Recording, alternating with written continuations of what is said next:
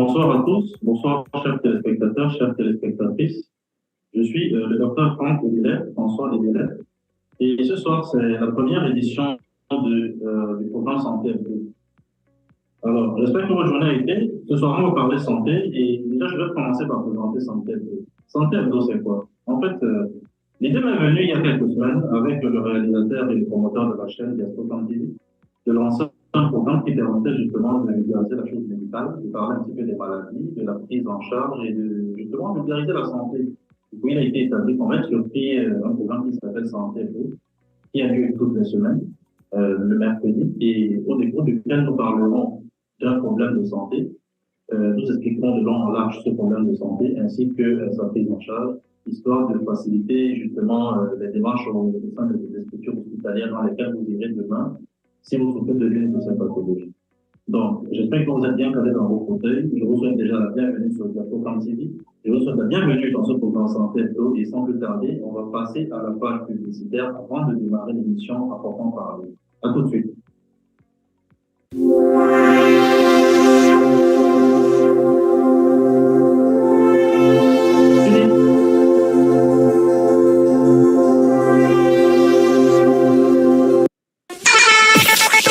Écoute ça. Écoute encore ceci. Maintenant, ajoutez la batterie. Jérôme, chou les bêtises. Écoute.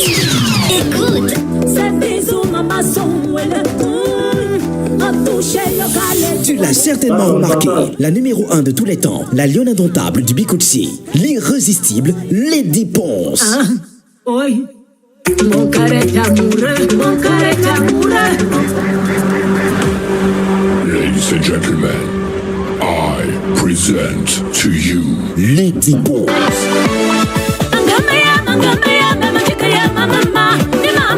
La star mondiale sera reçue en Côte d'Azur à Nice par la très dynamique Lazuren NKS pour la montée des marches vers l'excellence 2023. Une soirée VIP organisée chaque année par l'association Un Brin de Bonheur International pour soutenir les orphelins et enfants démunis au Cameroun. Lady Ponce vous réserve un show de grande envergure le samedi 25 mars 2023 de 20h à 5h du matin dans la salle Ecovis 06 510 Carrosse à Nice. Grand moment de distinction et remise de prix à la femme élégante 2023. Les tickets sont disponibles à 35 € seulement. Infos et réservations 06 27 51 44 15 06 29 37 15 91 07 58 71 76 34. Présentation le pape du micro Armand Jameau. Mix Party by DJ Chris, le sourire de Paris. Le 25 mars à Nice. La montée des marches vers l'excellence, c'est the place to be.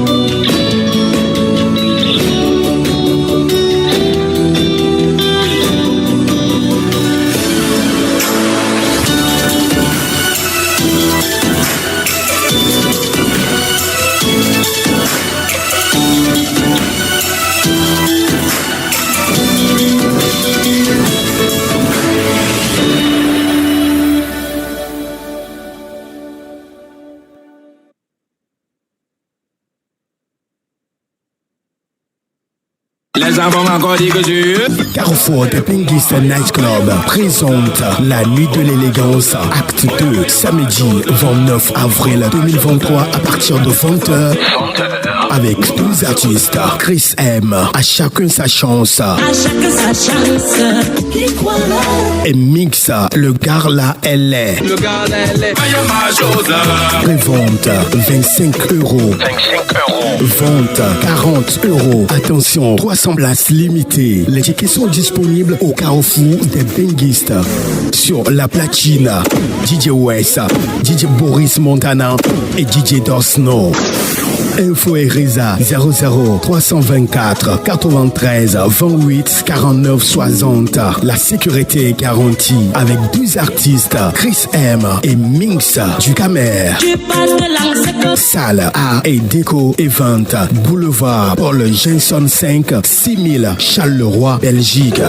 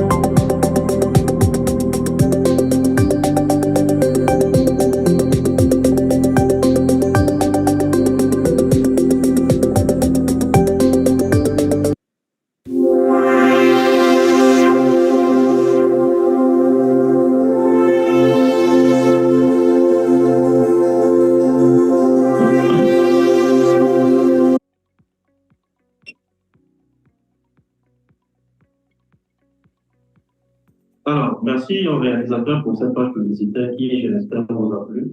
Sans plus tarder, on va débuter le programme Santé Hebdo et aujourd'hui, nous allons parler du déni de grossesse. Je vous rassure tout de suite. Il n'est pas question absolument de parler du fait de refuser une grossesse, c'est pas ça. C'est pas parce que votre conjoint, votre ami, votre cousin a refusé de reconnaître la grossesse de l'une de ses compagnes que ça signifie que c'est le déni de grossesse. C'est pas de ça qu'on va parler. On va parler médicalement du déni de grossesse. C'est quoi le déni de grossesse? En fait, en médecine, on définit le déni de grossesse comme tout simplement le fait d'être enceinte sans pour autant en être conscient. Ça veut dire quoi? Vous êtes enceinte, mais vous n'êtes pas conscient d'être enceinte au point où votre organisme masque complètement les symptômes de la grossesse qui vous fait paraître comme une femme normale, autant que vous portez une grossesse. C'est pas le déni de grossesse. J'entends déjà des gens qui vont dire que c'est quelque chose de rare. Oui, effectivement, c'est une maladie rare. Mais rare ne veut pas dire qu'elle est impossible à retrouver. Les très étendues, et on parle environ de 3 à 5 grossesses sur 1000. Et là, ce sont des statistiques françaises qui, pour l'instant, sont utilisées comme étant des statistiques de base pour la plupart des pays africains. Donc, le déni de grossesse, comme je l'ai dit, c'est 3 à 5 grossesses sur 1000. Et c'est quelque chose qui touche essentiellement toutes les femmes. Donc, il n'y a pas une race en particulier. Ce n'est pas des blanches qui font le déni de grossesse que les noirs, il ne faut pas les blanches qui font plus de asiatiques. Toutes les femmes font le déni de grossesse. Maintenant, comment reconnaître un déni de grossesse? Avant d'y arriver, on va déjà commencer par savoir ce que c'est que la grossesse. Une grossesse, c'est quoi? La grossesse est tout simplement un état physiologique dans lequel une femme est en train de développer une vie en son sein. Je vais demander au réalisateur de nous passer une petite séquence vidéo qui va nous permettre justement de comprendre ce qui se passe pour qu'on puisse tomber enceinte. Donc, je ne sais pas si le réalisateur est déjà prêt. S'il est, il va passer la vidéo. Je vais vous expliquer tout au long de la vidéo ce qui se passe. Parce que grossièrement, pour être enceinte, il faut qu'il y ait des rapports sexuels non protégés avec éjaculation de sperme à l'intérieur des cavités intimes de la femme. Et justement, ce sperme contient des spermatozoïdes qui, eux, iront à la rencontre des ovules de la femme dans les trompes. Et lorsque les deux se sont rencontrés, il y aura une fusion, en fait, entre les deux, l'ovule et le spermatozoïde. C'est à la fin de cette fusion que va se naître un œuf. Cet œuf va se déplacer de la trompe jusqu'à l'intérieur de l'utérus. À l'intérieur de l'utérus, il va se loger dans la partie supérieure de l'utérus qui, en France, va s'implanter à l'intérieur de la muqueuse de l'utérus. En s'implantant, il va commencer à se multiplier. Il est devenu 16 cellules, 32, 64, 128, 256 au fur et à mesure. Et cette multiplication de cellules va concourir à ce qu'on appelle la formation du placenta. Et c'est le placenta qui a pour but de maintenir la grossesse. Donc, quand il y a fécondation, il y a nidation de l'œuf dans l'utérus, on parle de grossesse. Mais maintenant, quel est le rapport entre la grossesse et le déni de grossesse? Le rapport, il est simple. Le déni de grossesse, c'est en fait le fait, comme je l'ai expliqué un petit peu plus tôt, d'être enceinte sans savoir qu'on est enceinte. Donc, la femme qui est dans le déni de grossesse est une femme qui ne manifeste pas les symptômes de la grossesse. Du coup, je m'en vais justement pour demander au réalisateur de nous passer l'image concernant les symptômes de la grossesse pour qu'on puisse en savoir plus. Je vais les énumérer au fur et à mesure. Je pense qu'il va nous retrouver avec le graphique en question au cours de l'énumération. Donc, parmi les symptômes de la grossesse, on a justement le retard des règles, même si, je précise, avoir un retard de règles ne peut pas forcément dépendre l'enceinte du contraire de grossesse. Il y a plusieurs autres choses qui peuvent justement expliquer le retard des règles. En dehors du retard des règles, il y a le saignement d'implantation. Parce que vous avez remarqué, je ne sais pas pour vous, mais il y a des femmes qui, durant leur grossesse, saignent. Ce saignement peut être au début de la grossesse comme tout au long de la grossesse. Mais si ces saignements sont essentiellement au début de la grossesse, on parle de saignement d'implantation. Ces saignements sont occasionnés justement par le fait que l'œuf qui s'est formé un peu plus tôt dans la trompe va aller s'implanter dans l'utérus. Cette implantation peut créer un déséquilibre hormonal qui va pousser la femme à saigner. On parle de saignement d'implantation. En dehors de ce saignement d'implantation, autre symptôme de la grossesse, la femme peut ressentir des crampes. Ces crampes sont dues justement au fait qu'il y a une mobilisation, encore mouvement de l'utérus, et ces mouvements créent des crampes qui sont justement douloureuses. En plus de ces crampes, il y a des bouffées de chaleur. Les bouffées de chaleur, je ne vais pas expliquer ce que c'est justement la sensation d'avoir très chaud à l'intérieur, pourtant la température ambiante est normale. En plus de ça, c'est justement ce dont on va parler maintenant, l'acné. C'est un des signes les moins appréciés des femmes en ce qui concerne la grossesse parce que ça fait pousser des boutons un peu partout sur le visage et un peu partout sur le corps. C'est vraiment l'un des symptômes les plus détestés de la grossesse chez les femmes. En dehors de l'acné, une femme enceinte peut également développer des vertiges. En plus de la prise du poids qui est justement liée au fait qu'il y ait le développement d'une vie à l'intérieur de l'utérus avec augmentation du volume sanguin. Parce qu'effectivement, lorsqu'une femme est enceinte, l'organisme crée des mécanismes de compensation du métabolisme. J'explique simplement. Donc, justement, ce qui se passe, c'est quoi? Lorsqu'une femme est enceinte, ou du moins, lorsqu'une femme est dans un état normal, elle a un fonctionnement qui est, on va dire, de base. Lorsqu'elle est enceinte, il y a une DRL qui consomme de l'énergie en plus. Cette énergie consommée en plus fait en sorte que l'organisme de la femme travaille un peu plus. Et cet organisme qui travaille un peu plus va justement pousser certaines parties du corps à développer des mécanismes de compensation qui peuvent induire une prise de poids. C'est ce qui explique en fait la prise de poids chez la femme enceinte.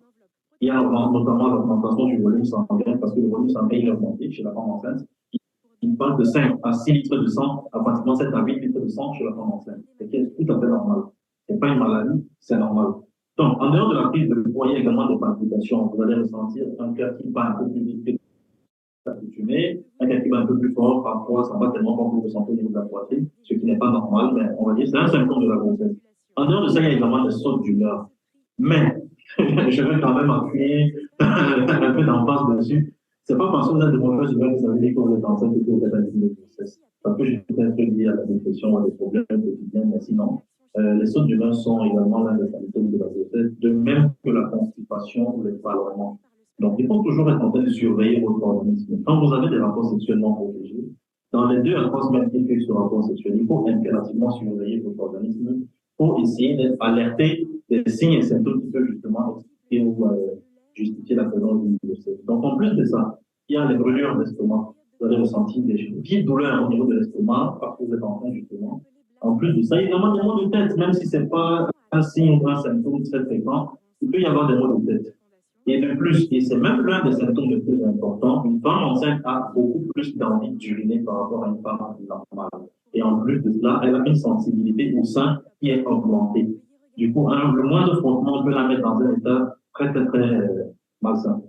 Et enfin, le dernier symptôme, ce sont les vertiges. Donc là, ce sont les symptômes de la grossesse. Ce que toute femme normale devrait normalement ressentir au moment où elle découvre qu'elle est enceinte ou au découvre de sa grossesse. Mais justement, dans le cas du déni de grossesse, la femme ne développe pas de symptômes. Elle est normale, elle est comme toute femme. Elle n'a aucun souci. Elle n'a pas de vertige, elle n'a pas de maux de tête, elle n'a pas de saignement d'implantation, elle n'a pas de crampes. Limite, elle peut même saigner normalement comme une femme qui n'est pas enceinte. Elle est en train de faire son déni de grossesse. Maintenant, comment reconnaître le déni de grossesse? Là, la question est un petit peu difficile. Pourquoi? Parce qu'en l'absence de symptômes, il n'y a rien à voir. Elle ne développe aucun symptôme, elle n'a rien, elle ne fait rien. Elle est enceinte, mais il n'y a absolument rien qui montre qu'elle est enceinte. C'est juste parfois des signes et symptômes qui peuvent même être liés à d'autres maladies qui peuvent pousser cette femme à aller consulter. Au décours de la consultation, le médecin, s'il a assez d'expérience, il peut demander une échographie, et cette échographie va justement confirmer la présence du produit de conception à l'intérieur de son utérus. Et de là, il va demander un test de confirmation de la grossesse, un test sanguin qui va confirmer également la grossesse. Du coup, cette échographie associée au test de grossesse sanguin va permettre de poser le diagnostic de grossesse. Mais maintenant, à ce moment-là, puisque la femme ne manifeste strictement aucun symptôme de la grossesse, on va dire qu'elle fait un déni de grossesse. Du coup, maintenant, vous allez me poser la question de savoir, une femme qui fait un déni de grossesse, qu'est-ce qui peut causer le déni de grossesse? Pour répondre à cette question, on va d'abord prendre une page de pub supplémentaire, le temps pour moi de rassembler les idées nécessaires pour en parler, et j'espère que le réalisateur est prêt pour ça. Donc, ensemble, peut tarder une petite page publicitaire, vraiment toute petite, et on se reprend juste après. Ah, le réalisateur me demande plutôt d'annoncer les messages parce que ça se bouscule là, ça se bouscule énormément dans les messages. Donc, on va sans plus tarder, on va prendre quelques messages des internautes. Donc, voilà. Alors, bonsoir à tous, bonsoir Dr Kevin. Alors, les messages, Gattuso Tchatchoua, bonsoir Diaspocam TV depuis le Cameroun et Paris. Bonsoir Dr Kevin Ebele. Chris, bonsoir Diaspocam et Dr Ebele, sentez-vous saluer. Diane Kake, bonsoir. Elessa Franck, bonsoir tout le monde et un bonsoir particulier au Dr Kevin. Takris Kadiak, bonsoir à tous. Jean Lepêtre, bonsoir. Maker Elessa, bonsoir à tous. C'est intéressant hein, de la part de Gattuso. Lopez Tiaco, bonsoir à tous. Luther Martin, merci pour les conseils. Docteur Franck, je rappelle que Luther Martin disait qu'il avait plein de questions à poser au docteur. Alors Luther, le docteur attend tes questions. En attendant, c'est tout pour les réactions, docteur. Ok.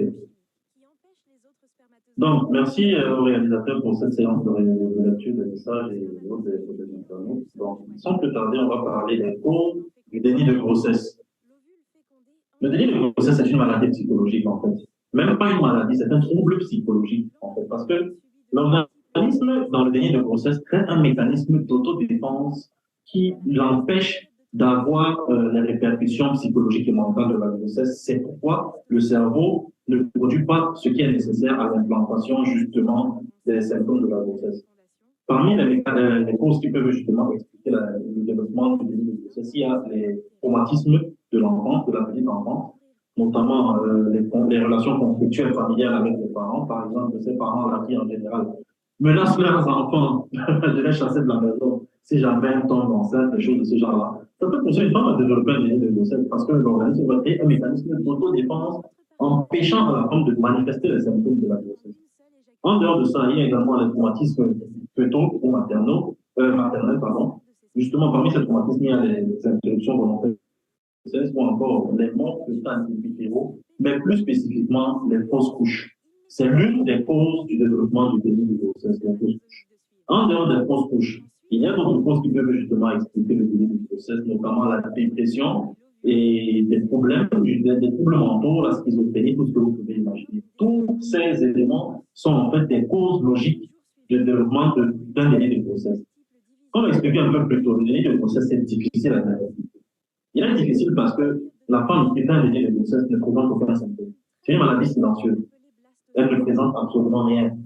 Du coup, c'est difficile. Parfois, c'est au décours d'une autre maladie qu'elle va en consultation et on se rend compte au travers des examens qu'elle fait un déni de grossesse. Maintenant, vous allez me demander quelle est la différence entre une grossesse normale et un déni de grossesse sur le plan de la disposition de l'enfant à l'intérieur de l'utérus. C'est une question tout à fait légitime parce qu'effectivement, l'une des modifications morphologiques de la femme durant la grossesse, c'est l'évolution de son ventre. Au fur et à mesure que l'enfant se développe dans l'utérus de la femme, son ventre prend du volume. Et ce volume, justement, pousse le ventre vers l'avant.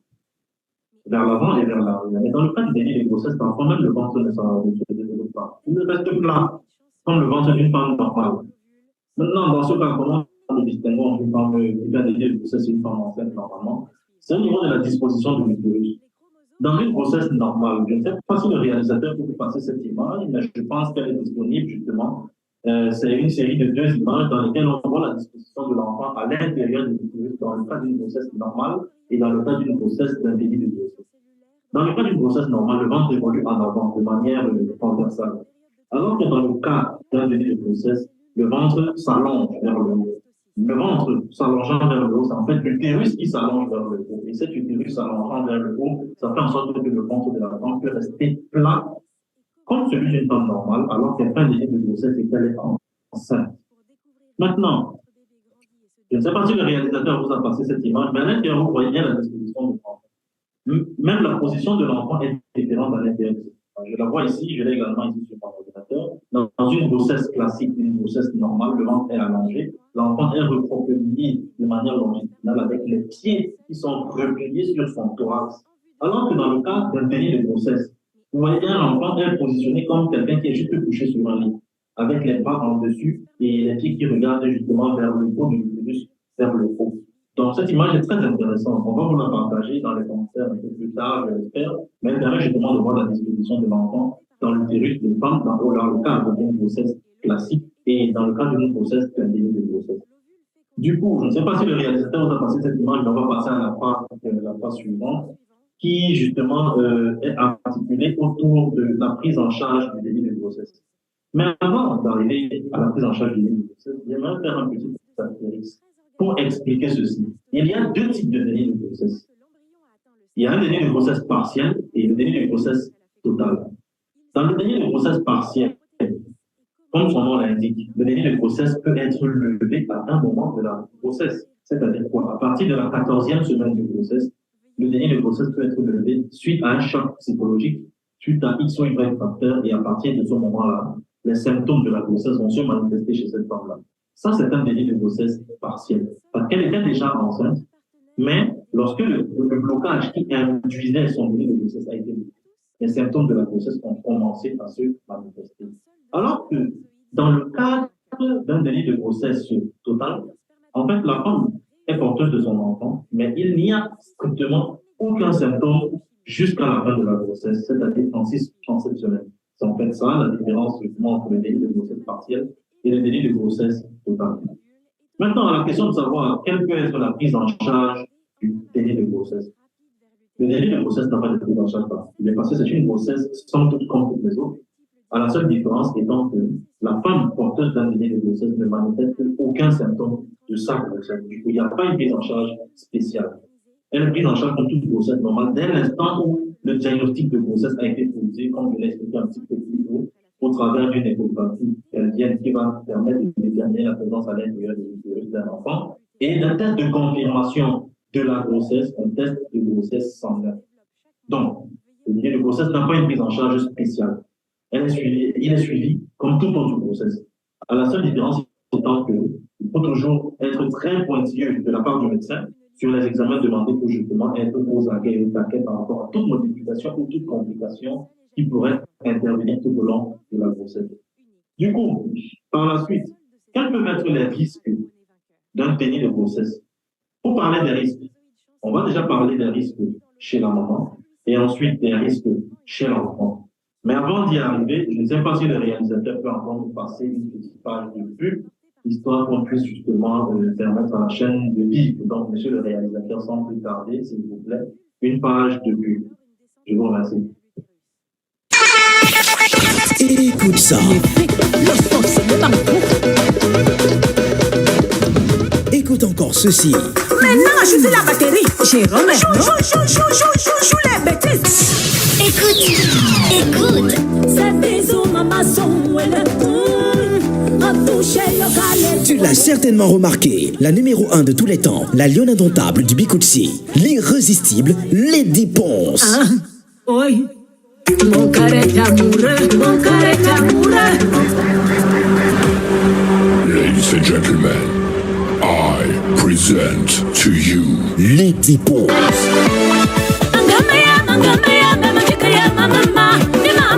La star mondiale sera reçue en Côte d'Azur à Nice par la très dynamique Lazuren NKS pour la montée des marches vers l'excellence 2023. Une soirée VIP organisée chaque année par l'association Un Brin de Bonheur International pour soutenir les orphelins et enfants démunis au Cameroun. Lady Ponce vous réserve un show de grande envergure le samedi 25 mars 2023 de 20h à 5h du matin dans la salle Ecovis 06 510 Carrosse à Nice. Grand moment de distinction et remise de prix à la femme élégante 2023. 2023. Les tickets sont disponibles à 35 € seulement. Infos et réservations 06 27 51 44 15, 06 29 37 15 91, 07 58 71 76 34. Présentation le pape du micro Armand Jameau. Mix Party by DJ Chris, le sourire de Paris. Le 25 mars à Nice. La montée des marches vers l'excellence, c'est the place to be.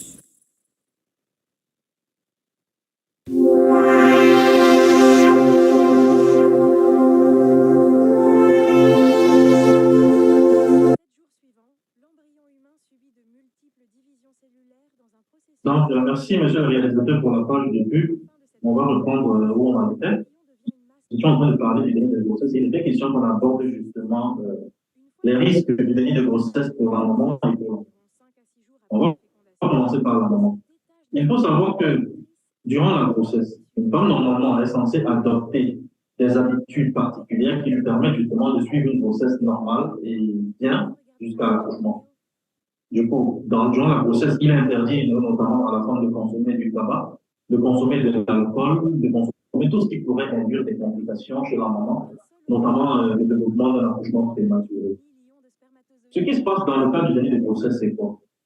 La femme étant inconsciente du fait qu'elle est enceinte, elle peut vaquer à ses occupations normalement. Du coup, elle peut fumer, elle peut consommer de l'alcool, tout ce que vous pouvez imaginer. Et c'est ça qui va induire des complications chez cette femme-là. Et ces complications, je viens de le dire un peu plus tôt, ça peut être un accouchement prématuré parce qu'elle ne saura pas qu'elle est enceinte. Du coup, elle va continuer à boire et tout ça.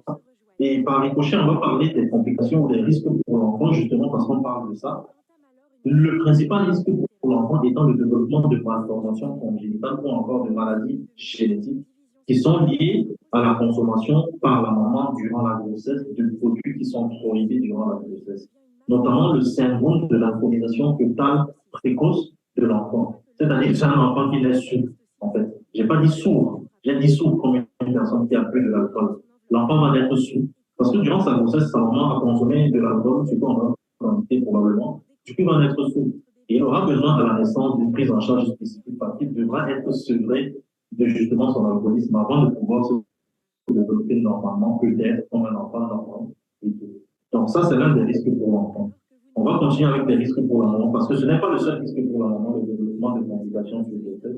Elle peut également développer des maladies cardiovasculaires sur le grossesse, justement, du fait de la présence en son sein d'un corps étranger. Parce qu'il faut savoir que durant la grossesse, l'enfant est considéré comme un corps étranger. Et ce corps étranger peut induire non seulement des troubles métaboliques, mais également des maladies cardiovasculaires. Si jamais la maman a déjà des facteurs de risque cardiovasculaires qui étaient présents dans son sein avant la grossesse, notamment le tabagisme, l'alcoolisme, l'hypertension, tout ce que vous pouvez imaginer, aussi bien l'hypertension chez elle que l'hypertension héréditaire liée justement à la présence d'hypertension dans son arbre généalogique, les parents notamment. Donc, c'est essentiellement ça. Mais en plus de cela, le risque le plus grave pour l'enfant, c'est un défaut de développement. En général, les enfants qui sont nés de suite d'un déni de grossesse sont des enfants qui ont un développement inachevé. Ils n'auront pas une partie du corps manquante. Ce sont des enfants qui auront deux bras, deux pieds, une tête, comme tout le monde, deux oreilles. Mais leur organisme ne sera pas suffisamment mature. Voilà. Ils auront donc besoin d'un suivi spécifique dès l'accouchement pour pouvoir devenir normaux ou leur donner un semblant de normalité par rapport aux enfants issus d'une grossesse normale. Donc, c'est ça. Les enfants issus d'un déni de grossesse sont en général des enfants qui ont des problèmes de développement. Ce sont des enfants qui peuvent être nains. Ce sont des enfants qui peuvent avoir des maladies génétiques, que ce soit les trisomies ou autres. Ce sont des enfants qui peuvent développer des retards mentaux. Ce sont des enfants qui peuvent développer une pléthore, vraiment un nombre incalculable de maladies. Donc, là, je suis arrivé au terme de cet exposé sur le déni de grossesse, mais le direct n'est pas terminé. Je sais déjà qu'il y en a qui vont se demander pourquoi c'était si court. Le direct n'est pas terminé. On va passer maintenant déjà à la lecture encore des commentaires. Et juste après la lecture des commentaires, on va répondre aux questions éventuelles des internautes qui ont suivi tout ce que j'ai dit sur le déni de grossesse et qui auraient encore des zones d'ombre de cette pathologie, qui, je le rappelle, est rare, mais touche 3 à 5 grossesses sur 1000. Donc, c'est pas si rare que ça. Donc, sans plus tarder, le réalisateur va nous lire les commentaires des internautes et après la page de lecture des commentaires, je vais répondre aux questions éventuelles des internautes. Ok, merci, docteur Kevin. Alors, Gattuso Tchatchoua, mais Docteur Kevin, vous pouvez nous donner les différentes étapes d'une grossesse?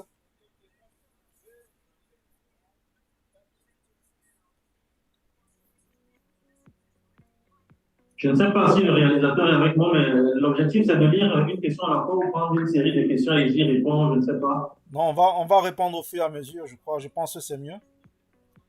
D'accord. Monsieur Tchatoua, les différentes étapes d'une grossesse. En fait, la grossesse a trois étapes. La première étape étant le premier trimestre, la deuxième étape étant le deuxième trimestre et la troisième étape étant logiquement le troisième trimestre. Durant le premier trimestre, l'enfant se développe dans l'organisme et atteint un certain. La viabilité de l'enfant intervient au bout du deuxième trimestre, à partir de la 22e semaine en Occident et au bout de la 28e semaine de grossesse en Afrique. Le seuil de viabilité étant en fait l'âge de gestation auquel on pressent déjà que l'enfant, si jamais il est accouché à ce moment-là, peut s'adapter normalement à la vie extra-utérine, donc peut se développer normalement. Donc c'est ça les trois étapes de la grossesse. La première étape, le premier trimestre, va de 0 à 12 semaines de grossesse. La deuxième étape, le deuxième trimestre, va de 13 à 24 semaines et la troisième étape, le troisième trimestre, va de 25 semaines à 36 semaines d'aménorrhée. Donc, je ne sais pas si j'ai répondu à la question de M. Tchatchoua. Donc, on va prendre la prochaine question. Monsieur le réalisateur. Ok. Alors, Lutin Martin, est-ce que trop de stress de la mère pendant la grossesse peut affecter l'état mental de l'enfant? D'accord. Merci, Lutin Martin, pour la question. Effectivement, le stress durant la grossesse peut avoir des répercussions sur l'état de l'enfant. Parce qu'il faut savoir que le stress chez la maman pousse le corps de la maman à produire en grande quantité des hormones qui peuvent induire justement le développement de l'enfant de malformations congénitales ou encore d'un stress gestationnel qui peut concourir au développement d'une maladie congénitale qu'on appelle la schizophrénie. Donc il faut savoir, ça c'est important. Oui, le stress chez la maman n'est pas bon du tout pour l'enfant. Donc c'est important durant la grossesse de garder la femme dans un état de stress minimal. Limite, c'est même mieux de garder la femme totalement déstressée. C'est pourquoi c'est important durant la grossesse de faire des consultations prénatales. Parce que durant les consultations prénatales, ce qui va se passer, c'est quoi? Le médecin va aplanir la manière dont le conjoint doit se comporter avec sa compagne enceinte, les conseils sur la gestion des conflits ou des pauvres, dans le couple durant cette grossesse, et justement la gestion de la grossesse à proprement parler. Parce qu'il faut savoir que les femmes enceintes ont des sautes d'humeur à tout moment. Du coup, ces sautes d'humeur s'accompagnent également de réactions exagérées lorsqu'elles ont en face d'elles des conjoints qui ne sont pas compréhensifs vis-à-vis de leur état de santé, notamment leur grossesse. Du coup, c'est pourquoi c'est très important les consultations prénatales, parce que là, on va vous expliquer comment ça se passe, comment gérer les conflits, comment gérer votre compagne enceinte, comment éviter les situations conflictuelles qui pourraient induire justement le stress chez la femme enceinte et qui pourraient justement avoir des répercussions sur l'état de santé et même le développement de l'enfant. Ça, c'est en ce qui concerne l'enfant. En ce qui concerne la maman, l'état de stress peut augmenter sa pression artérielle et faire en sorte qu'elle développe une pathologie extrêmement compliquée à prendre en charge et extrêmement dangereuse, aussi bien pour la mère que pour l'enfant. C'est la prééclampsie, qui est tout simplement du moins, de manière basique, la prééclampsie étant l'augmentation de la pression artérielle au début de la grossesse. Du coup, le stress peut avoir tellement de complications, tellement de conséquences, aussi bien chez la femme enceinte que chez l'enfant. Je ne vais pas toutes les citer ici, mais je pense qu'avec ce que je viens de donner comme élément de réponse, j'ai répondu à la question de monsieur Martin Michel. Donc, la prochaine question, monsieur le réalisateur, s'il vous plaît. Ok. Alors, Lutin Martin, la femme peut boire une bière par jour pendant la grossesse sans effet néfaste sur l'enfant? Je n'ai pas bien compris la question, monsieur le réalisateur. Alors, Lutin Martin veut savoir si la femme peut boire une bière par jour sans avoir des effets néfastes sur l'enfant. Lutin Martin, je ne sais pas si ta femme est enceinte en ce moment, mais il faut savoir que c'est strictement interdit de consommer de l'alcool durant la grossesse. C'est totalement interdit. Strictement, que ce soit une bière ou même un verre de bière. C'est formellement interdit de consommer de l'alcool durant la grossesse. Peu importe le stade de la grossesse, peu importe la race de la femme enceinte, peu importe son âge, c'est strictement interdit de consommer de l'alcool durant la grossesse. Maintenant, nous savons très bien que les êtres humains sont des gens indisciplinés. C'est vrai qu'il est interdit de consommer de l'alcool durant la grossesse, Mais il peut arriver qu'une femme consomme un verre de vin en passant. Et quand je dis un verre de vin en passant, c'est pas tous les jours. C'est une fois, je sais pas, une fois le mois, une fois tous les 2 mois. Peut-être au dépend d'une réception, une fête ou quelque chose de ça. Ça ne va pas tuer son enfant. Mais une bouteille de bière par jour, des choses comme ça, non, sincèrement, faut éviter. Si la femme de lutin matin est enceinte, il faudrait qu'elle, si elle est dans le direct, il faudrait qu'elle le comprenne. L'alcool et la grossesse ne font pas bon ménage. Ça ne fait strictement, absolument pas bon ménage. Donc, prochaine question, s'il vous plaît, monsieur. Voilà. Donc, lutin matin, il faudrait dire à madame de ne pas boire du tout. Alors, lutin matin, toujours, pourquoi le vagin de la femme parvient à se refermer normalement après l'accouchement, alors que pour faire sortir la grosse tête de l'enfant et son corps, ça a dû s'écarter à l'extrême? Bon, on va parler un peu anatomie. Il faut savoir que le vagin est un organe. C'est une cavité dont la paroi est constituée de muscles lisses. Et la particularité des muscles lisses, justement, c'est que ces muscles lisses sont des muscles étirables presque à l'infini. Du coup, ce sont des muscles étirables presque à l'infini et qui ont la capacité de reprendre leur conformation de base, leur conformation normale, après étirement. Donc, c'est ce qui explique pourquoi, même après le passage de la grosse tête de l'enfant de matin lunaire, sa compagne réussit toujours à avoir un vagin qui se referme. Ce n'est pas un médicament qui fait ça, c'est tout à fait naturel. C'est normal. Donc, après l'accouchement, durant l'accouchement, il y a étirement à cause du fait que le vagin est soumis à des contraintes qui font en sorte que ses muscles s'étirent. Et quand l'accouchement est terminé et que les muscles ne sont plus étirés, automatiquement, le vagin reprend sa conformation normale. Mais cela se fait au fur et à mesure, ce n'est pas d'un seul fait. Ça se fait au fur et à mesure. Le lendemain de l'accouchement, le vagin n'a pas sa conformation habituelle. Il est un petit peu béant. C'est au fur et à mesure, je pense, au bout de 3 mois après l'accouchement, que le vagin reprend sa position initiale. Donc, la prochaine question, monsieur le réalisateur, Franck Evenet. Ok, alors, Maxime est ta main. Bonsoir mon oncle docteur et courage dans ton aventure. Lutin Martin, sinon à combien de mois il n'est pas conseillé d'avorter et pourquoi? Les risques. Alors, déjà, avant de répondre à cette question, j'aimerais quand même rappeler à Lutin Martin que l'avortement est strictement interdit et encadré au Cameroun. Tout avortement ou toute tentative d'avortement officiellement qualifiée d'avortement est passible de 2 à 3 ans d'emprisonnement et d'une amende allant de 375 000 à 1,5 million. Donc, je vous décourage déjà de procéder par ce genre de choses parce que c'est interdit par la loi. Maintenant, pour répondre à la question de Martin Luther, normalement, l'interruption volontaire ou médicamenteuse de grossesse est optimale ou recommandée au plus tard à la 8e semaine de grossesse. Au-delà de la 8e semaine de grossesse, ce qui se passe, c'est que la grossesse est déjà consumée. C'est-à-dire que le placenta est très ancré dans l'utérus. L'enfant se développe déjà normalement.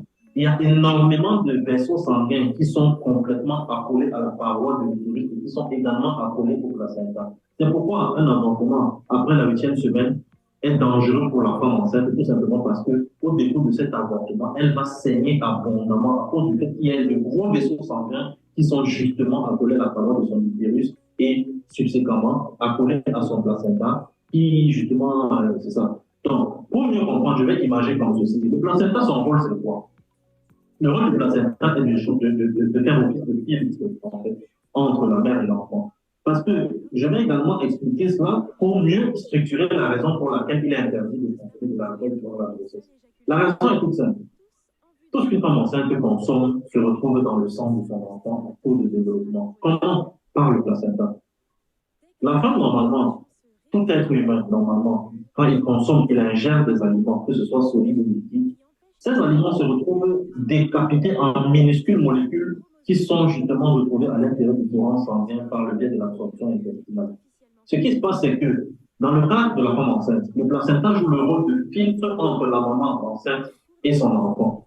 Parce que pour se développer, l'enfant a besoin de nutriments et ces nutriments sont apportés par la maman. Ce qui se passe donc, c'est que ces nutriments quittent du sang de la maman pour le sang de l'enfant grâce au placenta. Du coup, si tu consommes de l'alcool, cet alcool va se retrouver dans le placenta et entrera dans le sang de l'enfant. Tu consommes du tabac, du cannabis, de ceci, de cela, ça va se retrouver dans le sang de l'enfant en passant par le placenta. bien que le placenta ne laisse pas tout passer, il y a des éléments que le placenta ne laisse pas passer, mais il y en a également beaucoup que le placenta laisse passer. Donc, le placenta, pour laisser passer ces nutriments, a besoin d'être accolé et associé à de gros vaisseaux. Donc, l'artère utérine, qui est l'un des plus gros vaisseaux de l'organisme, a des petites branches qui sont justement annexées à l'intérieur de la muqueuse utérine dans le cas d'une grossesse. C'est pourquoi, après 8 semaines, il est très fortement déconseillé de faire un avortement.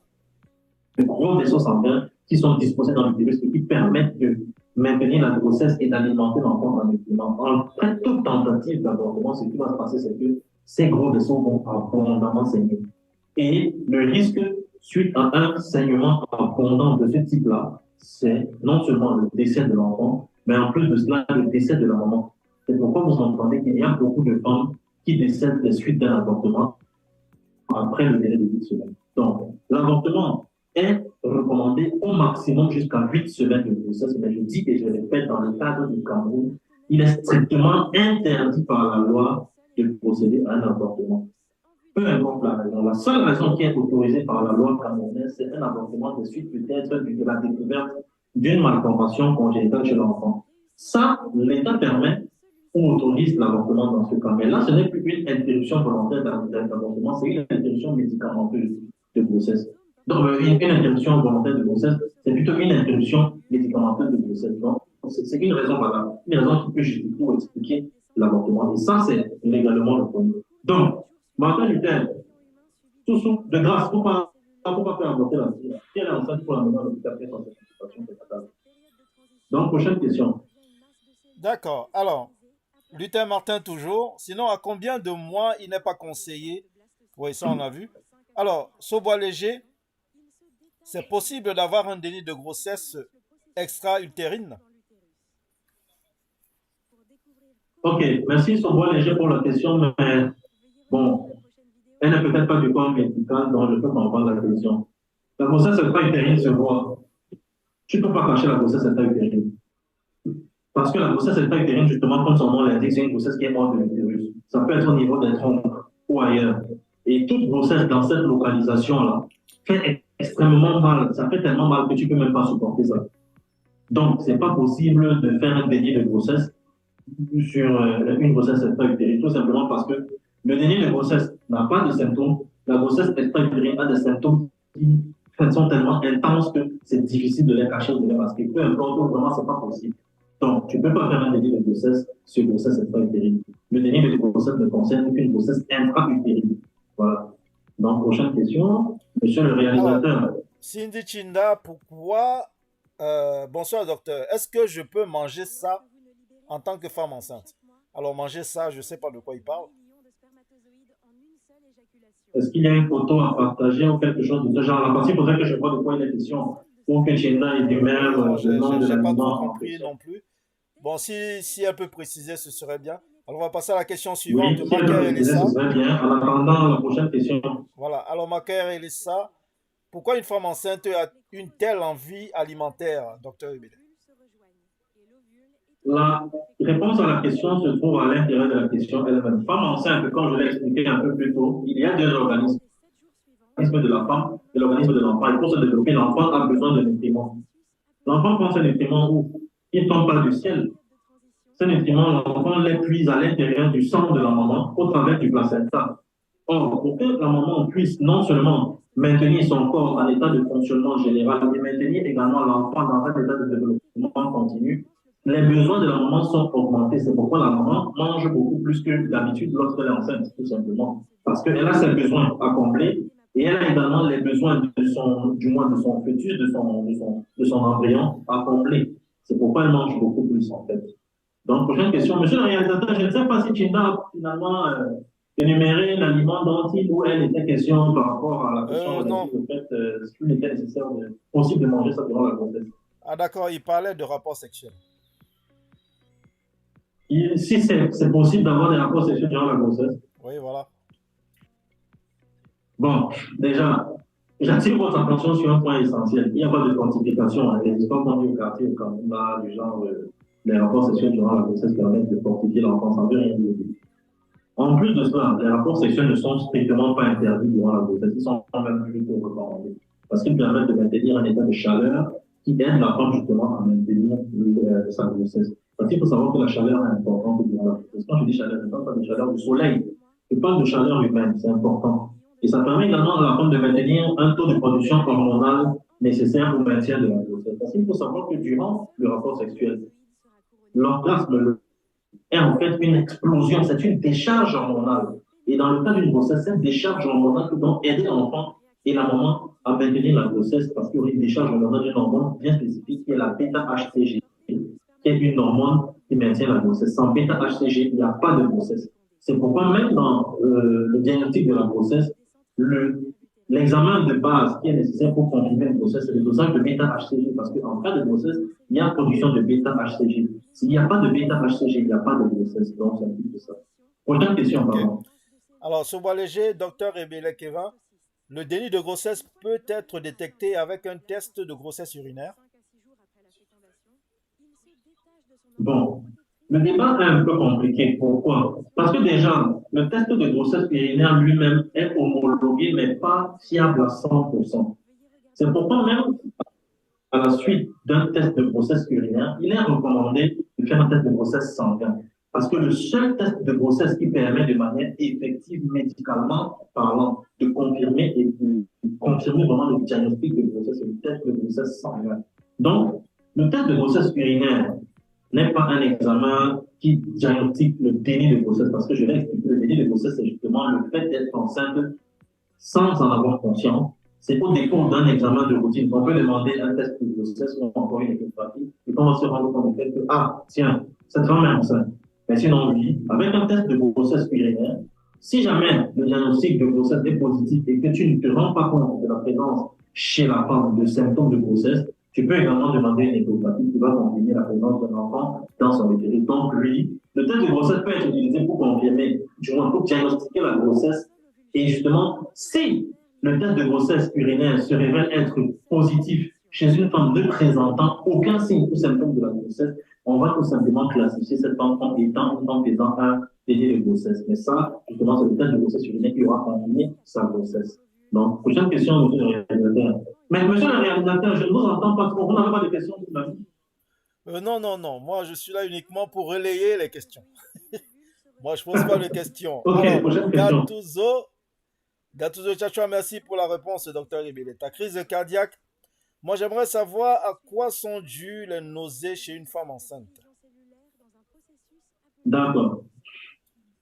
Les nausées, en fait, chez la femme enceinte sont dues justement parce que dans la liste des symptômes que j'ai donnée tout à l'heure sur la grossesse, je ne sais pas si le réalisateur peut nous repasser la liste des symptômes.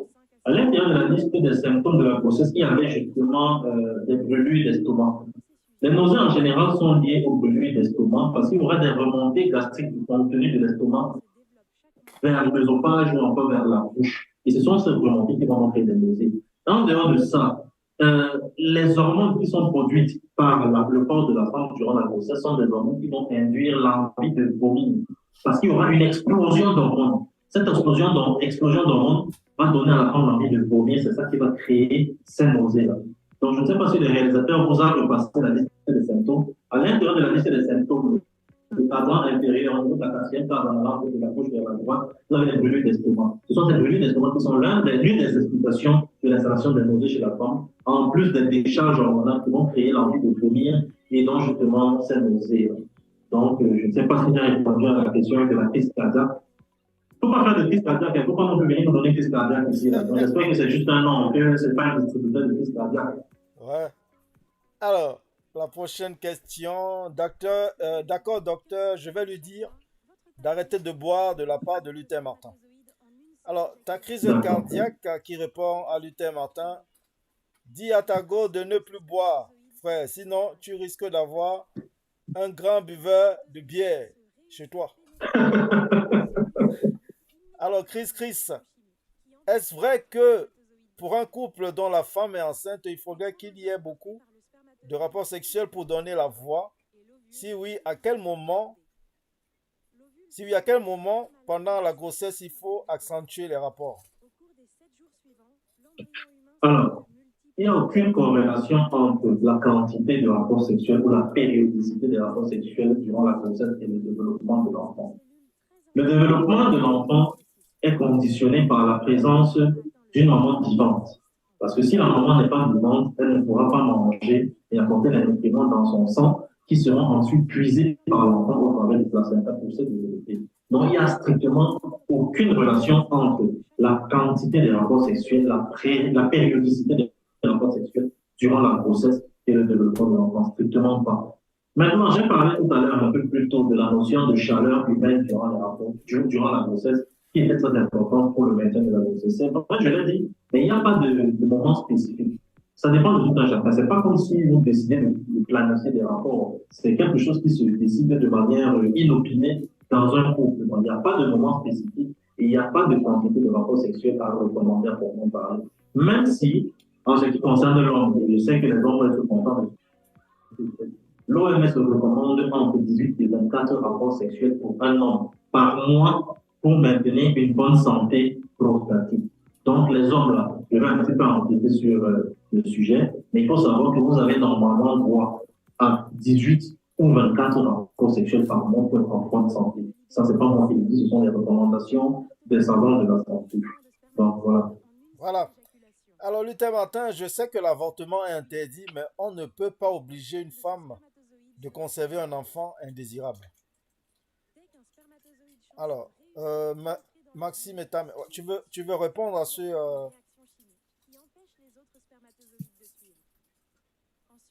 Docteur? J'ai du mal à entendre la question. En fait, c'est pas une question. Il explique, je crois, il dit, je sais que l'avortement est interdit, mais on ne peut pas obliger les femmes de conserver un enfant indésirable. Qu'est-ce que vous appelez enfant indésirable? Bon, il faut déjà faire le distinguo entre une grossesse indésirable et un accident. En médecine, il n'y a pas d'accident. Parce que quand vous alliez avoir des rapports sexuels avec cette femme, vous saviez pertinemment que de ce rapport sexuel peut naître une grossesse. Du coup, pour éviter toute grossesse éventuelle, il est important de procéder à des méthodes de contraception. Les méthodes de contraception les plus connues sont le coït interrompu, le port du préservatif ou encore l'usage d'une méthode contraceptive médicamenteuse, notamment la pilule du lendemain ou encore la pilule normodosée ou tout ce que vous pouvez imaginer. Donc, ce n'est pas un enfant indésirable, parce que la femme, en allant avoir ce rapport sexuel, était consciente du fait qu'il pouvait y avoir le développement d'une grossesse en cas de rupture du préservatif ou en cas d'un rapport sexuel non protégé. Donc, ce n'est pas un enfant indésirable. Il n'y a pas de notion d'enfant indésirable en médecine, absolument pas. Ça n'existe pas. De la même manière qu'il n'existe pas d'accident de grossesse en médecine, non. C'est une grossesse indésirée. Ou on veut dire une grossesse indésirée. C'est ça, une grossesse indésirée. Maintenant, on ne peut pas imposer, comme il le dit, une femme enceinte à garder un enfant. Juste au Cameroun, la loi l'exige, la loi l'impose. Sauf cas de malformation congénitale ou de maladie incurable détectée chez l'enfant durant la grossesse, que la loi autorise une interruption volontaire de grossesse. Donc, en dehors de ce cadre-là, il est strictement interdit, formellement interdit, de procéder à un avortement. C'est pas comme je l'ai dit, de avoir un avortement et une autre avant. Il faut le savoir. Donc, voilà. Voilà. Alors, Maxime étant mais docteur Ebele, combien de kilos une femme doit-elle prendre étant enceinte? Bon, je comprends sa question, mais je pense que la question est mal formulée. Il n'y a pas un nombre de kilos spécifique qu'une femme enceinte doit prendre dans la grossesse, puisque ce n'est pas la femme qui contrôle la prise de poids durant la grossesse. La prise de poids est liée à la production d'hormones et à l'augmentation de son métabolisme du fait justement de l'augmentation de la quantité de nourriture qu'elle consomme par jour dans son état de grossesse. Maintenant, il n'y a pas une formule mathématique ou une formule magique qui permet de déterminer la quantité de poids qu'une femme enceinte va prendre durant la grossesse, parce que ça varie d'une femme à l'autre.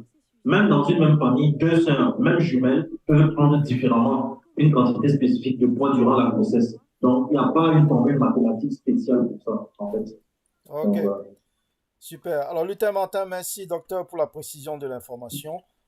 Maker Elessa, à combien de temps elle va garder son traitement de grossesse sur le ventre après l'accouchement, docteur? Je n'ai pas compris la question. Traitement de grossesse. Ouais, enfin, il dit à combien de temps elle va garder son traitement de grossesse sur le ventre après l'accouchement. Bon, j'ai pas trop compris. Traitement de grossesse sur le ventre après l'accouchement. Moi, je ne comprends pas cette question. Je ne sais pas si Marquin peut mieux reformuler sa question. Ouais, il faut reformuler la Parce que là, question, voilà, Monsieur Macaire. il faut mieux reformuler la question parce que je ne comprends pas la question en fait. Voilà. Alors, ta crise cardiaque, docteur, que conseillez-vous à une femme enceinte qui a un léger sommeil? Bon, déjà, il est important de savoir qu'une femme enceinte dort beaucoup. Par contre, si une femme est enceinte et n'a pas un bon sommeil ou un sommeil léger, il faut qu'elle consulte un médecin. Avant de consulter le médecin, elle peut essayer des méthodes générales pour améliorer sa condition, notamment se coucher sur le côté gauche du corps. Parce qu'en général, durant la grossesse, le cœur de l'enfant est posé à gauche du corps de la femme. Donc vraiment à la gauche du corps de l'enfant.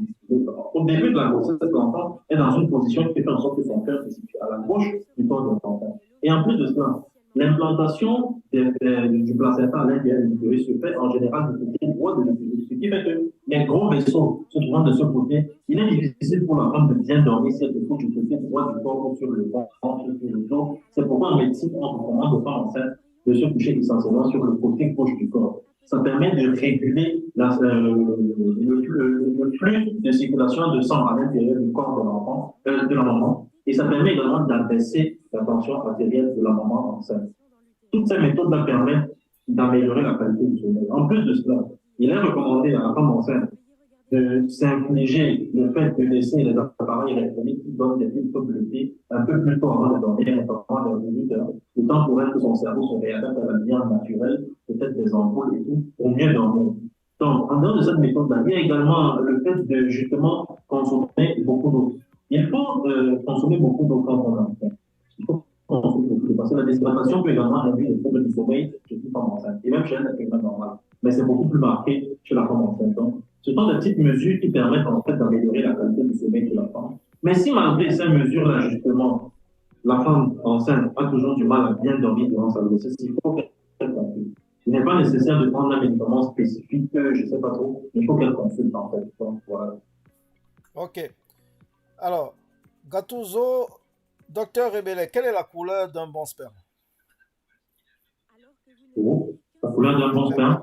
Oui. Le sperme est de couleur âcre, c'est-à-dire quoi? Ce n'est pas blanc, ce n'est pas jaune, ce n'est pas marron, ce n'est pas kaki. C'est en fait au milieu de tout ça. Le sperme est de couleur âcre. C'est vraiment ça la couleur du sperme, de couleur âcre. C'est de couleur âcre. Il n'y a pas une, c'est pas blanc, c'est pas jaune. C'est un mélange de tout ça, au milieu de tout ça. Le bon sperme est de couleur âcre. J'aurais plutôt pensé qu'il allait me poser la question par rapport à la viscosité du sperme. Parce qu'effectivement, le sperme est censé être visqueux. Un sperme beaucoup trop fluide est le signe d'une maladie chez l'homme. Et dans ce cas, il faut consulter un médecin et il y aura des examens à faire. Et au cours de ces examens, justement, il pourra trouver peut-être ce qui ne va pas et mettre le patient sous traitement. Et à la fin du traitement, normalement, son sperme devrait reprendre une fluidité normale. Donc, le sperme est censé être visqueux. Il n'est pas censé être liquide comme de l'eau. Il est censé être visqueux, comme de la mort. Voilà. Donc, voilà. Ça, c'est très, très, très bon à savoir. On dormira, pour certains, on dormira beaucoup moins bête ce soir. Donc, Gattuso, si le tien est jaune, il faut consulter. Charles Bertrand Djamuna, docteur, j'ai entendu dire qu'une femme ne pouvait plus changer la litière de son chat. Pourquoi? Il a entendu dire qu'une femme ça, ce sont des enceinte... superstitions. Ça n'a rien à voir avec la médecine. Ça, ce sont des superstitions. Là, je ne sais pas trop ce que je vais répondre à ça. Je pense aussi. Alors, ce voit léger, docteur, une femme qui a déjà subi une IVG peut toujours être primipare. Bon, je ne sais pas si j'ai compris ce qu'elle veut dire. Je comprends sa question en fait. Il faut comprendre ceci. Le terme primipare, dans le terme, l'étymologie même du terme primipare, il y a le mot prime et par. Prime, en grec, veut dire premier. Par veut dire gros. Donc, en d'autres termes, primipare veut dire premier gros. Mais bon, de manière plus simple et médicalement parlant, on va parler de première grossesse. Donc, la première grossesse, chez une femme, porte le nom de primiparité. C'est la première grossesse. IVG ou pas IVG. Quand une femme a déjà été enceinte une fois, c'est-à-dire après avoir eu ses règles, elle a été enceinte une fois, on parle de femme primipare. Maintenant, si tu as fait une IVG, pour faire IVG, il faut déjà que tu sois enceinte. Et si tu fais une IVG, c'est une grossesse que tu as retirée. Et cette grossesse retirée, si c'était ta première grossesse, c'est une grossesse de prémiparité. Donc, à la fin de ton IVG, tu as enlevé ta grossesse de prémiparité, donc tu ne peux plus être prémipare puisque tu as déjà été enceinte. Dès lors que tu as déjà été enceinte, une fois dans ta vie, la première fois dans ta vie que tu es enceinte, fais de toi une femme prémipare. Si tu as déjà été enceinte une fois dans ta vie, tu es prémipare. Après ta première grossesse, tu n'es plus prémipare, tu deviens multipare, tout simplement. Tu peux être. Donc voilà, c'est un petit peu ça. Voilà. Alors, souvent les gens qui répondent à Gattuso, bro, va faire tes examens. Voilà. Alors, ta crise cardiaque, docteur Rébélé, parlant de fausses couches, quels sont les risques de cet égard, à cet égard? Les risques des fausses couches. Justement, le premier risque, malheureusement, c'est de faire des fausses couches à répétition parce que la première fausse couche est en fait le signe avant-coureur d'autres fausses couches à répétition. Donc, c'est ça essentiellement le premier risque. Mais sinon, de manière générale, il n'y a pas de risque sur le développement de l'enfant suivant suite à une fausse couche. Ce n'est pas parce que vous avez fait une fausse couche en septembre que ça signifie que si vous tombez enceinte d'une grossesse qui évolue normalement à partir de février de l'année d'après, l'enfant va avoir un souci ou pas. Non, absolument pas. Le principal risque chez ce genre de patiente, c'est de faire des fausses couches à répétition. Donc, voilà. Et le deuxième risque chez la femme enceinte de faire des fausses couches, du moins de faire une fausse couche, c'est de développer des maladies cardiovasculaires au dépôt de la prochaine grossesse, notamment la pré-éclampsie ou encore l'hypertension sur grossesse, c'est tout ce que vous pouvez imaginer. Donc, voilà. Voilà. Donc, on va répondre aux trois dernières questions, puis on va conclure. Alors, Cindy Chinda, est-il recommandé de faire du sport pendant la grossesse? Bonne question. D'accord. Question très importante. Pourquoi? Merci déjà, Chinda, pour la question. Elle est vraiment très importante, très intéressante comme question. Je l'ai dit en début de direct. Durant la grossesse, la quantité de sang dans le corps de la femme augmente. Ce qui veut dire quoi? Ce qui veut dire que le développement des zones de stase sanguine est également très important. C'est quoi une stase sanguine? C'est tout simplement le repos d'une certaine quantité de sang dans une cavité. Et en général, c'est les membres inférieurs, les pieds, que les stases sanguines se font. C'est pourquoi vous voyez chez la femme enceinte les pieds prennent du volume. Parce que parfois, le sang va se loger là-bas, tout simplement. Du coup, c'est important de faire le sport durant la grossesse. Pourquoi? Déjà parce que ça permet de réguler le flux sanguin et ça permet de calmer ou encore d'abaisser la tension artérielle de la maman. Et qui dit une femme calme avec une tension artérielle passe au normal durant la grossesse, dit un enfant qui se développe en bonne santé, tout simplement.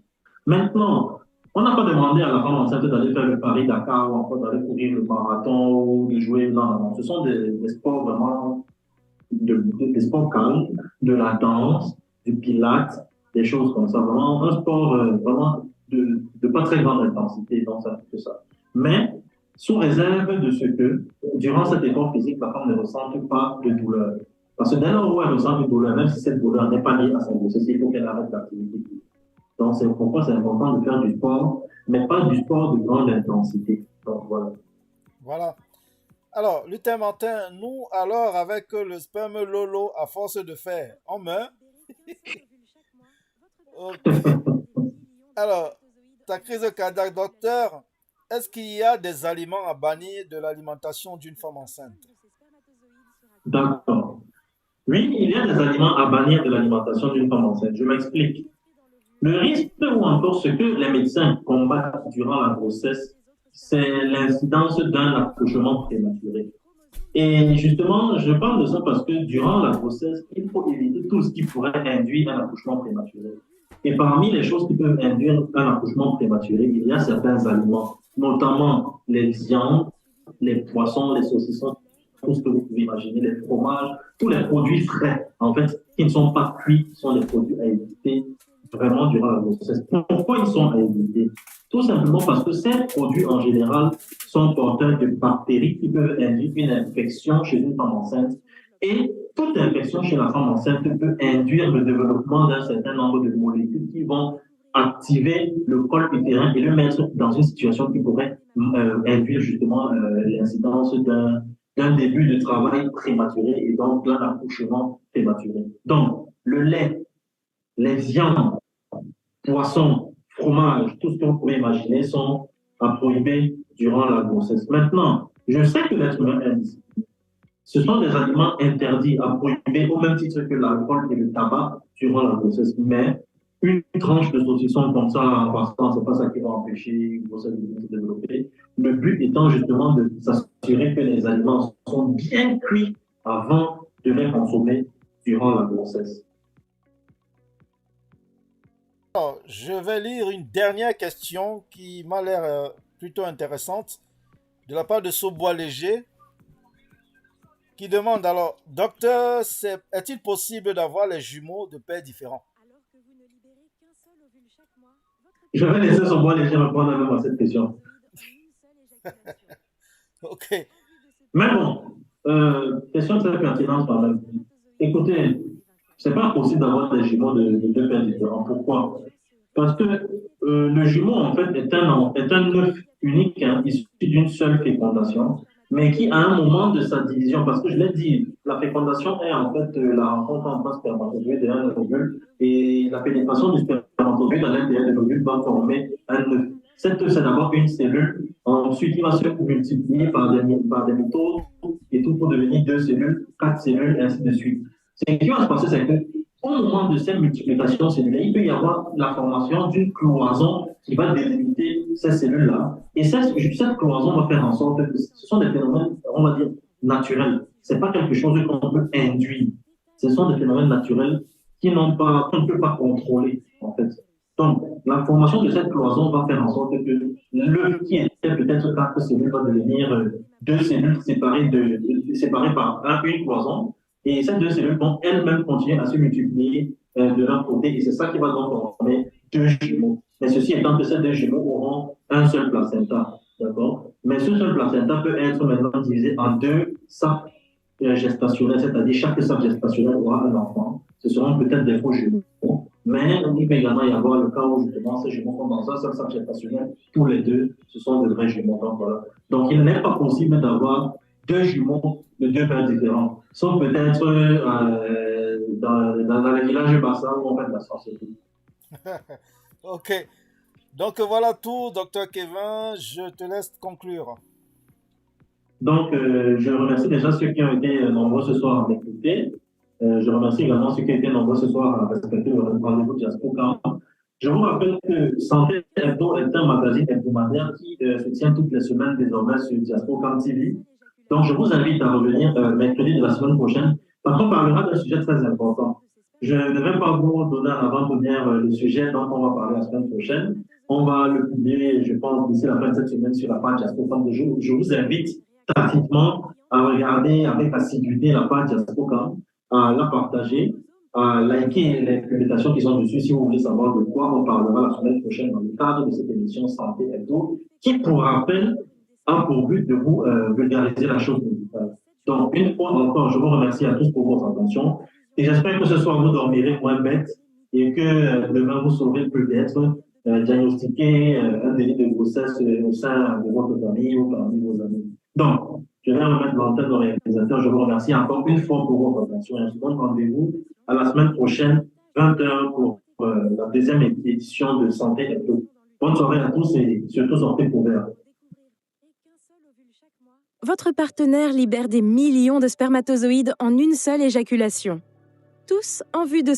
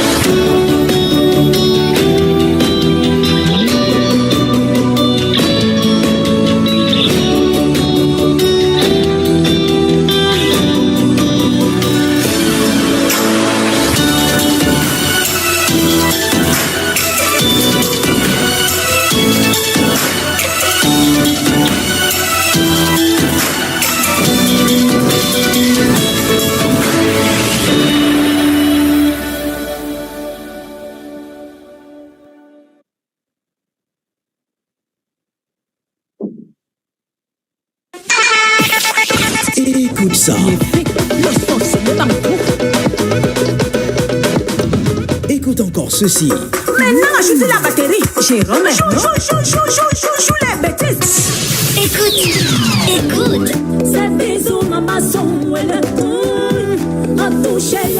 Tu l'as certainement remarqué, la numéro 1 de tous les temps, la lionne indomptable du Bikutsi, l'irrésistible Lady Ponce. Ah, oui.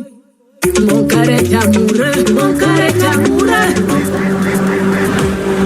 Ladies and gentlemen, I present to you Lady Ponce.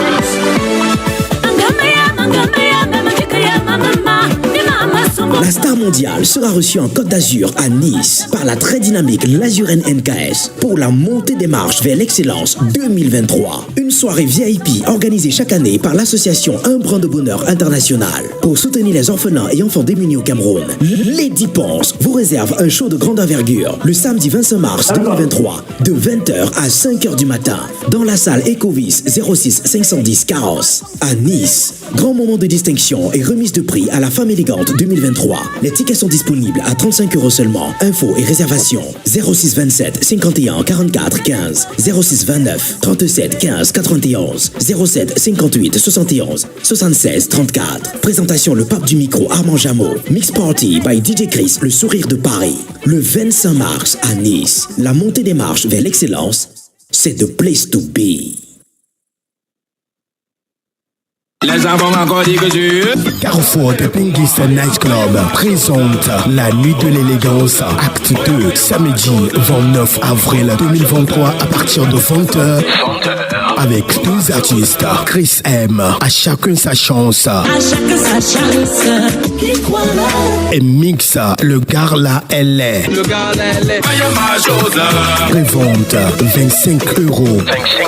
Vente 40 €. Attention, 300 places limitées. Les tickets sont disponibles au Carrefour des Benguistes. Sur la platine, DJ West, DJ Boris Montana et DJ Dorsno.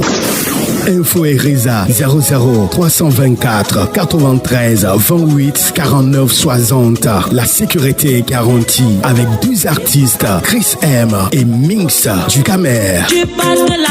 Salle Art et Déco Event, Boulevard Paul Jenson 5, 6000 Charleroi, Belgique.